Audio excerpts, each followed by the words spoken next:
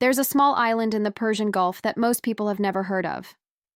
But for decades, this island has handled a huge share of Iran's oil exports.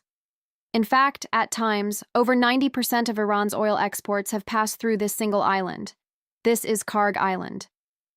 Kharg Island sits in the Persian Gulf, about 25 kilometers off the coast of Iran. It's not very large, roughly 8 kilometers long and about 4 kilometers wide. But despite its small size, it plays a massive role in the global oil trade. Kharg Island is Iran's main oil export terminal. Oil from fields across Iran is transported here through pipelines, stored in massive tanks, and then loaded onto giant oil tankers. From there, those tankers travel through the Persian Gulf and out to global markets. Because of this, Kharg Island has been one of the most important energy infrastructure sites in the Middle East. Because so much of Iran's oil exports pass through Kharg Island, it has also been a major strategic target. During the Iran-Iraq War in the 1980s, the island was repeatedly attacked in what became known as the Tanker War.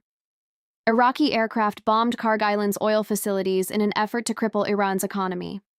Despite heavy damage, Iran repeatedly repaired the facilities and continued exporting oil. Kharg Island remains critical to Iran's economy today. Much of the country's oil exports still move through its terminals.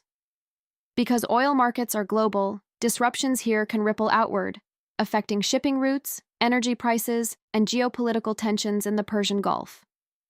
Kharg Island may be small and largely unknown outside the region, but when it comes to global energy infrastructure, it's one of the most strategically important islands in the world. This was worth knowing. Follow for more insight on how today's world works and why it matters.